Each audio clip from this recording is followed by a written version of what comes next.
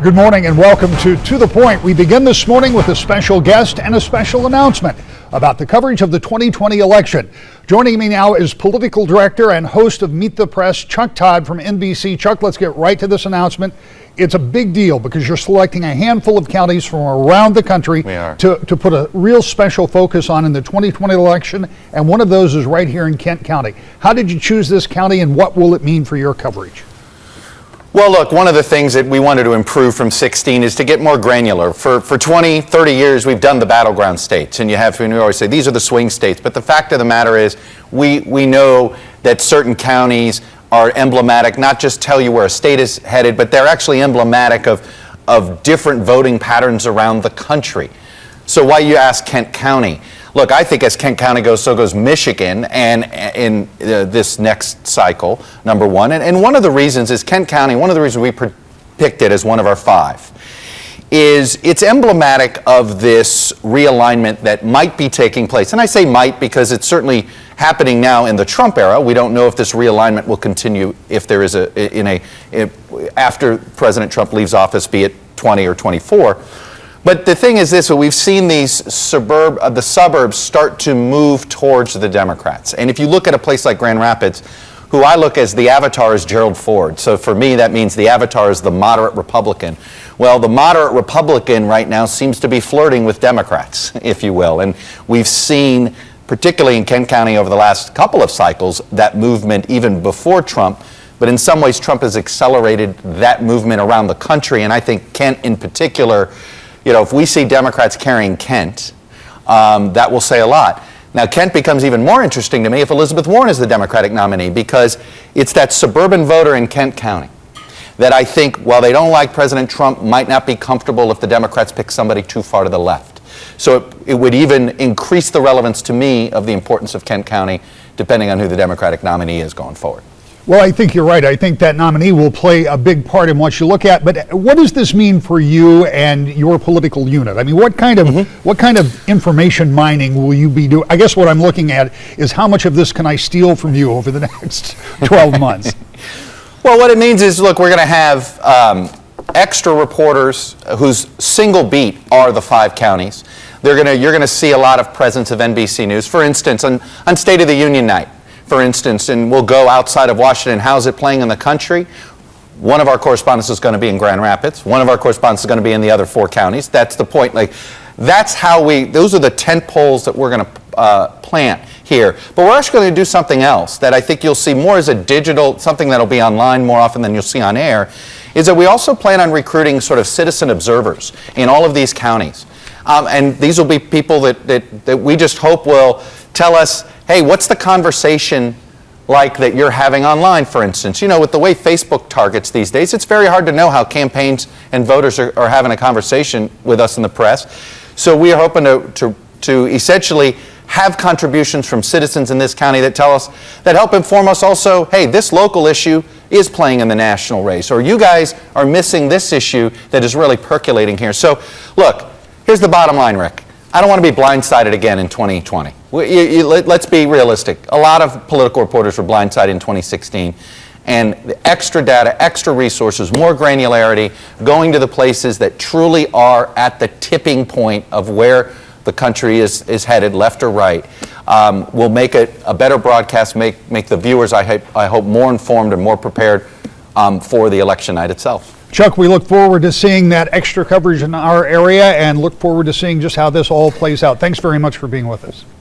Well, Rick, I love visiting Grand Rapids, and so this is a great new excuse to get out there. It's a fun downtown you guys have developed. It's a great city. I'm excited that we're going to be putting an extra spotlight on you guys going forward. We'll look forward to seeing you. Thanks again. Our show continues this morning with an interview with State Senator Sylvia Santana. Senator Santana is a first-time guest on the show, so we begin with some of her background. Senator, thank you for doing this. Whenever I have a new guest on the show, I like to give them an opportunity to talk a little bit about their background. And I always find it kind of funny because you spent months knocking on doors, telling people who you were and what you had done and why you want to run. So I guess I'm asking you to knock on the doors of some folks in West Michigan right now. Tell them a little bit about your background and how you got to this point. Absolutely. So I am a native of Cincinnati, came here to go to college maybe 20 plus years ago, and decided to move with my husband to Detroit, and we started our family there. But in the process of that, we were part of the resurgence of Detroit before it ever began. And so we've been working diligently in our community for many years. I was a community leader there with a community association right around when the mortgage crisis happened. And so it was important for me as a constituent to be a part of making sure that our constituency were able to save their homes in the city of Detroit. So from that, my husband ran for office around 2008 and won in 2010. And as term limits oftentimes hinder the ability for an individual to continue their service, I decided that it was important to continue the work that we were continuing in our community. And so I ran for the House. And when I ran for office, one of the key things that was important to me is making sure that small business owners in my district were able to have access to Lansing and be able to make sure that they can continue operating their small businesses in our district. We have people in our communities who do not have access to transportation, and so having vibrant commercial fronts in a community so that they can have jobs was really important as a lawmaker here in Lansing. But what I found out when I was knocking doors in our community, auto insurance became the conversation. And so if any lawmaker knows this, is that you have to listen to the constituency. And so we heard from so many people, especially in our district, that auto insurance was high and they could not afford it. And so auto no-fault reform became very important to me as a lawmaker to make sure that I can deliver for my constituency. Well, that's a very interesting jumping off point, because we're going to be talking about some other issues, but let's talk about that auto no-fault reform. Yes. Because I've said many times on this show, while I don't take any position on policy, I was cynical enough to believe that reforming auto insurance was not going to be possible, because for 25 years it hasn't been that I've been watching. That was a very significant bipartisan effort, and for me as an observer, I saw that as a real signal the divided government might really work, could really work together. And we've seen other signals, we'll talk about some of those too. But how important was that? How much for a district like yours, where people can pay more for auto insurance than they pay for their monthly auto note? Mm-hmm. I mean, that's got to be a big deal for your constituents. Oh, absolutely. And when you look at it, we have two of the highest zip codes in the nation that are paying almost $15,000, for their annual premiums on their auto insurance rates. When you're getting quoted $7,500 for 6 months on auto insurance, that's more than some households can afford just overall. Most people in the city of Detroit are making on average maybe $26,000 for a family of four. The state of Michigan is $34,000 on average for their incomes. So if you can imagine paying almost half of your income for auto insurance, it's really hard for a lot of people. And so they made decisions that was pretty much penalizing them and also putting them in situations where they potentially are breaking the law. And we cannot have that in the state of Michigan. We have to make sure that people can live and have the necessary items that we're asking for them, and auto insurance being one of those. It's against the law not to have it, and therefore we need to make it affordable so people can have it. And just for those people who are listening, because I know that they were familiar at the time the law was passed, but that is a phased in. It hasn't happened yet. Correct. So people still have some time, but it won't be long before they'll start hearing about new rates and new options that they'll have. So it's something that they should keep on their radars. Absolutely. As the law gets enacted July 2020, definitely those conversations, they should have those with their insurance companies. One of the other areas that has been promising when it comes to divided government working together, and that's when it comes to criminal justice reform. There Absolutely. has been the most activity I've ever seen in that area, and it has been bipartisan, and it has been pretty productive. And one of the, I would think, the hallmark pieces of that is the raise the age that the governor has signed into law now. And it really brings the state in compliance with 46 other states, I think, that say, look, from 18 years up, in most cases, we're going to charge you as an adult. But before you turn 18, before you get to the age of majority, you're going to be treated as a juvenile. We've been charging 17-year-olds as adults, and so now that's been changed. How important? Yes, very important. Back in the 80s, we decided to get tough on crime, and in the process of that, 17-year-olds were being locked up with adults and learning from adults how to be better criminals. And this, unfortunately, was something that impacted so many people. When you look at 17-year-olds being locked up with adults, they had to be in isolation. Sometimes those individuals were sexually assaulted, and so once they, returned to society, they weren't made whole. And it was important that we put them with their peers, with juveniles, so that they're able to have the necessary support that they need in order to get on with their lives. 17-year-olds cannot vote. They can't legally get married or even buy cigarettes at the age of 17. So why were we locking them up with adults in the correction system? This is something that obviously we had to do the right thing to make sure that they were with their peers and so that they can get on with their lives. This is one of any number of different efforts that have been made to change the criminal justice system in some way. Civil asset forfeiture was one of the first things that they dealt with over in the House, and a number of other issues. Why is it, and let me say as an observer, it is refreshing to see, but why is it now that this has become such a bipartisan cause? Because these are things where you have Democratic sponsored bills, Republican sponsored bills, people working hand in hand on these things, and they're passing and getting pretty good margins. They don't all get the same vote, obviously, but it really does seem to have been a big place of agreement, and it kind of seems to have just spawned with this session. I think there's a couple key things to take into consideration. The United States, we've been locking people up for many years, and just locking them up and throw away the key. And this is not working in our system. It is not, locking people up does not necessarily mean that they're being getting rehabilitated, if you will. We send them back into society without the life skills that they need in order to be better citizens and to move forward in their lives. And so I think overall you're seeing a larger conversation across the nation around decreasing the prison populations. And Michigan has one of the largest populations of people incarcerated. And so it's important that we as a state look at how real reform needs to happen. I think that we've been trying to do the same thing, and that's a measure of insanity when you continue to try to do the same thing over and over again. That's not working. And so I think that's one reason why you see such a bipartisan effort to make real reform around corrections.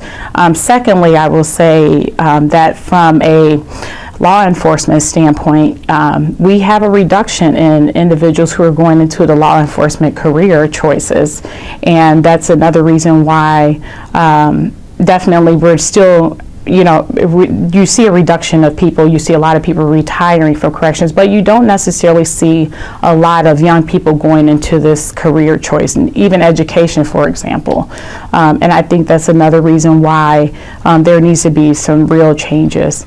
The cost is absorbent to the state of Michigan. We are spending over $2.2 billion when it comes to locking people up in the corrections. And so to have those people continue to go through a revolving door is not helpful to our society. And it's really a dual cost, too, because there are some of those folks are currently incarcerated that could be productive in society. We know that we have a talent drain anyway, or a talent shortage. So with the right training, some of those people could get back into meaningful society, and that then becomes more productivity and less drain. So, I mean, there is a case to be made for the economics of it. Absolutely. I think overall, I think that I will say with some of the programs that we have implemented at the corrections facilities when it comes to skilled trades and some of those skills that are helpful to finding jobs, that has been beneficial for so many people who are going back into society. I think that we can continue to do a better job of hiring people who've had a felony on their records throughout the state of Michigan. I think that sometimes it's taboo. We look at them because they have a felony that companies do not necessarily want to hire them, but I think those individuals deserve an opportunity to move forward in their lives. Our conversation with Senator Santana continues next. To the Point. Welcome back to the Point. We continue our conversation with Senator Sylvia Santana. You are one of a number of Democrats who have introduced a series of bills that would help people in some of the most difficult circumstances that have been abused or been stalked or somehow have been threatened. And you and your colleagues have come up with a package of bills that would do a number of things to help protect them. Tell me about that effort, as that too has been something that has been a conversation that's been going on this year in Lansing that I don't know that I've heard in the past. Absolutely. Domestic violence is an issue that impacts so many people in our state. 1 in 6 women are impacted by domestic violence, as well as 1 in 9 men, surprisingly.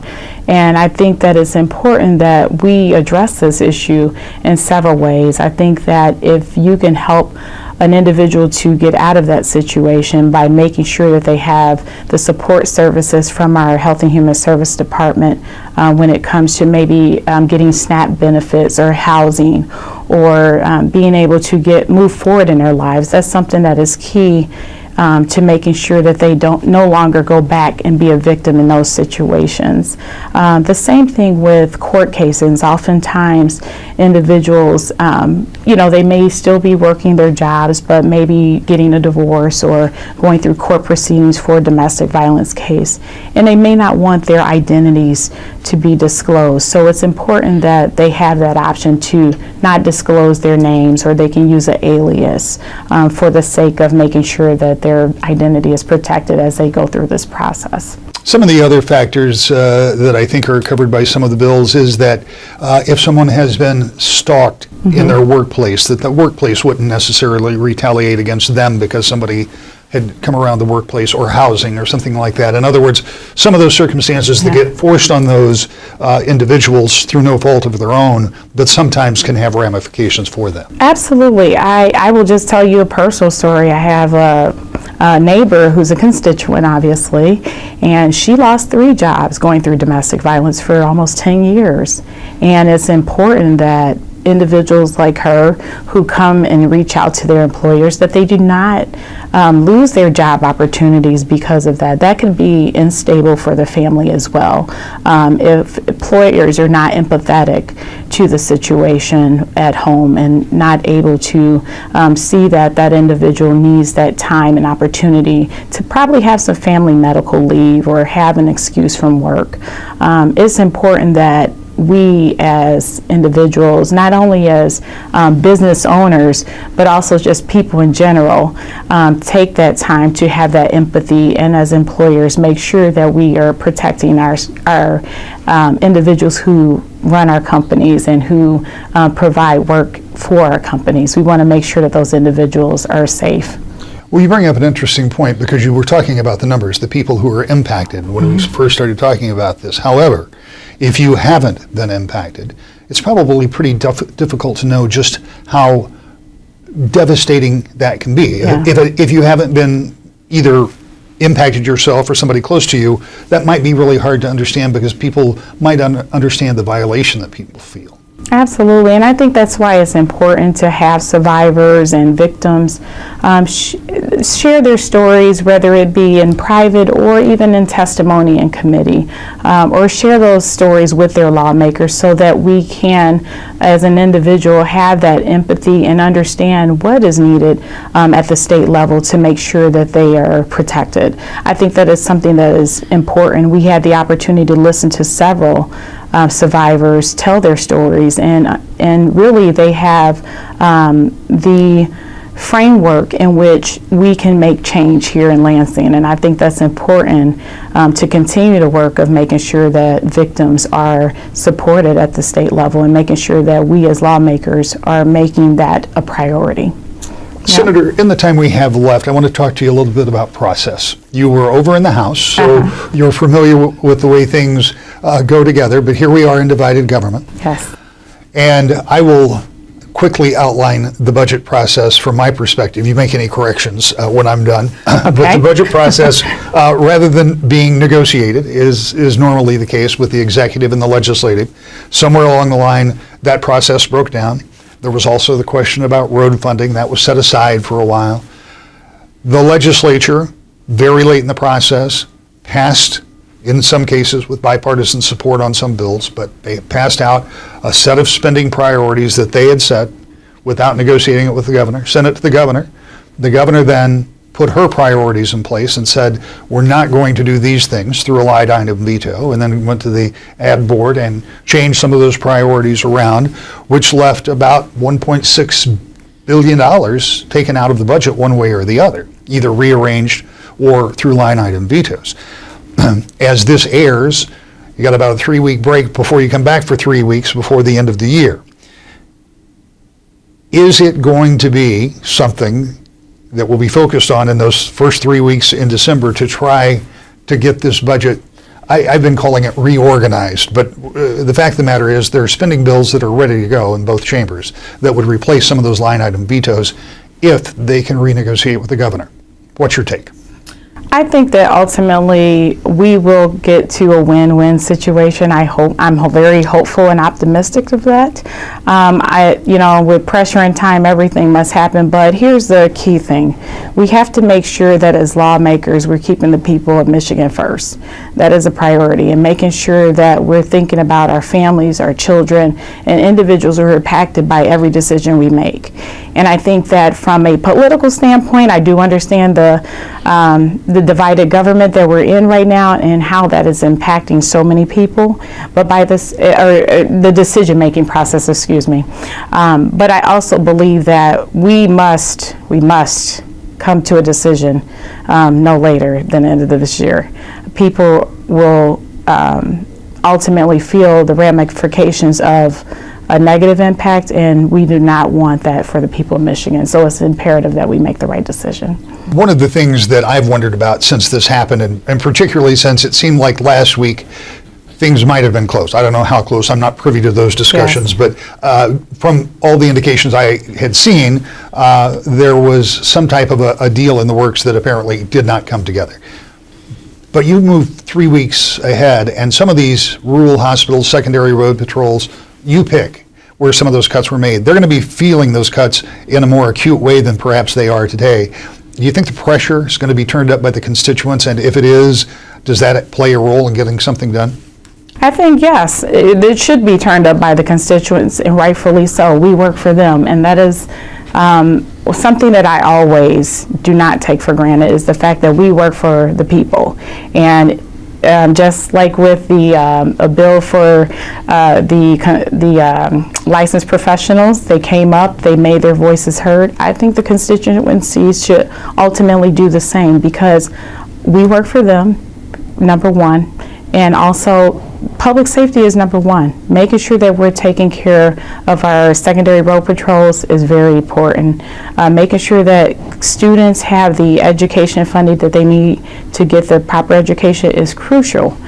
And those are some of the priorities that we must take into consideration, and making sure that hospitals have the proper funding that is needed, because definitely if there's an emergency, you don't want your family to have a lack of resources, and making sure that they have the proper care that is needed.